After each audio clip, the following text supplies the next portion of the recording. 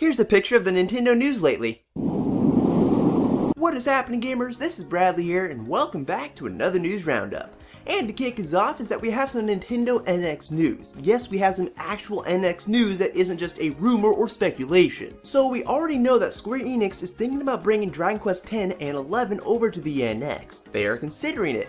But we also know now that they are thinking about bringing Final Fantasy XIV over to the NX as well. If you don't know what Final Fantasy XIV is, it's an MMORPG that is available on PC and PlayStation. It originally made its debut back in 2010, but it was harshly criticized. They then made a new version of the game back in 2013 called A Realm Reborn that was received well, and they just released an expansion pack for the game back in June, so it's still going strong. But in terms of bringing the game over to the NX, the producer of Final Fantasy XIV revealed that they are waiting to know when the system is going to be releasing, and they also need to talk to Nintendo about policies concerning cross-platform gameplay, since you would be playing with PlayStation and PC users. Discussions have yet to be started on the topic of porting Final Fantasy XIV over to the NX, so the whole idea really hasn't gone that far yet, but a port could still happen. Interestingly enough, Square-Enix did want to bring Final Fantasy XIV over to Xbox, but they couldn't because of Microsoft's restrictive online policies that prevent cross-platform gameplay.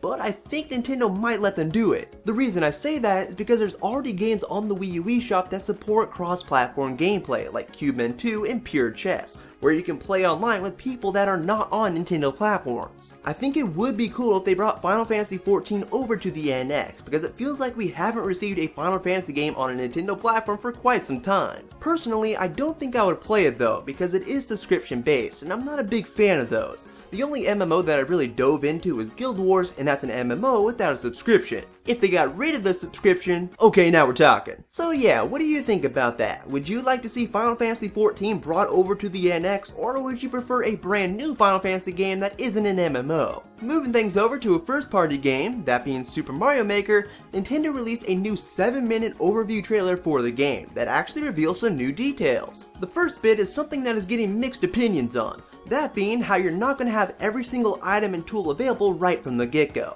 You're going to have to unlock them over several days. So how is this going to work?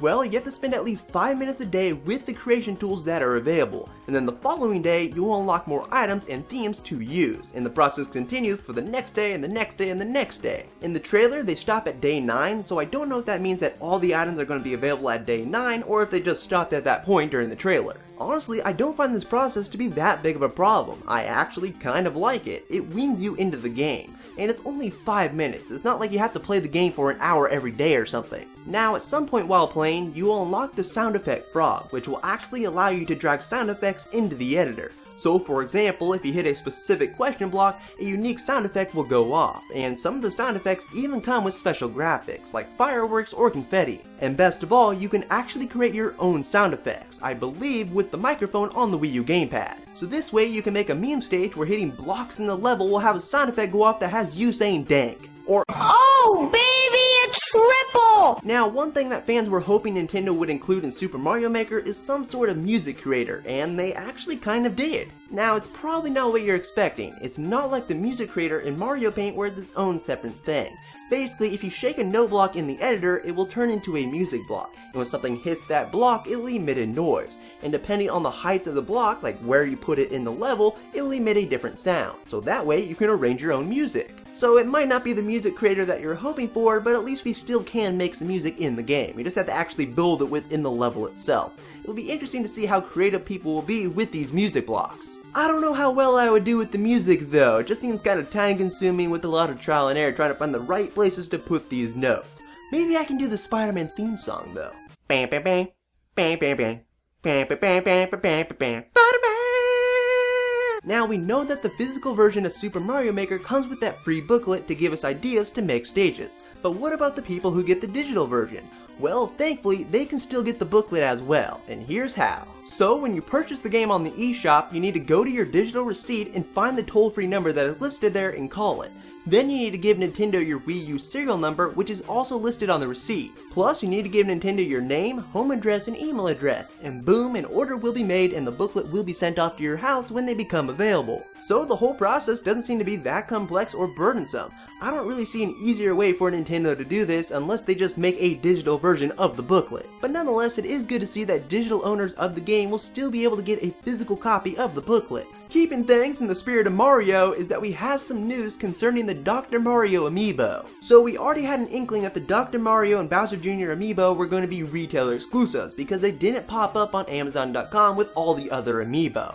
And it looks like we now know which retailer Dr. Mario is going to be exclusive to, and that is Target. Yes, Target is back at it again, just like with Jigglypuff and Rosalina, because if you go on the Target.com website, there's actually a listing for the Dr. Mario Amiibo. This is still classified as a rumor because we don't have official confirmation yet, but there's a very good chance that the Dr. Mario Amiibo will be a retailer exclusive at Target. And keep in mind that it will be releasing on September 11th with a handful of other Amiibo. We don't know which retailer the Bowser Jr. Amiibo will be exclusive to, but it's probably not going to be GameStop because they got the Retro 3 back. So there's also Walmart, Best Buy, or Toys R Us. One of those is a safe bet, but we should be hearing about it soon enough. That Bowser Jr. Amiibo is pretty awesome. I want it. Moving things over to the 3DS side of things is that Atlus is very good when it comes to giving us freebies with their games, to give us an incentive to pick up a physical copy of their games at launch, and they are doing that yet again with The Legend of Legacy. So when you pre-order the game, you will get The Legend of Legacy Launch Edition at no extra cost.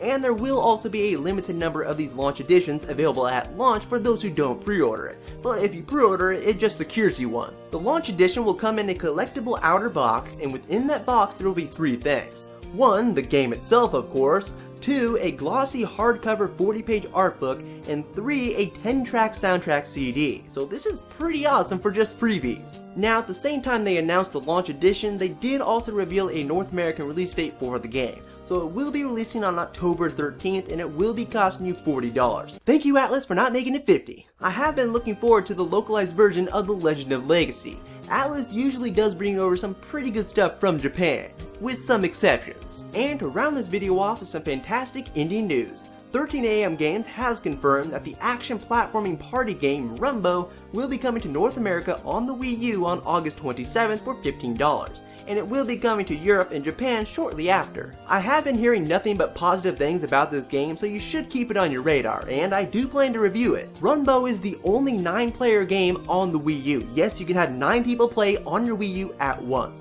but fear not, if you don't have any friends to play with, you can play online. Thank you 13AM Games for that. And that will bring us to the end of the news roundup. If you like what you saw, please give this video a thumbs up and add your favorites and all that good stuff.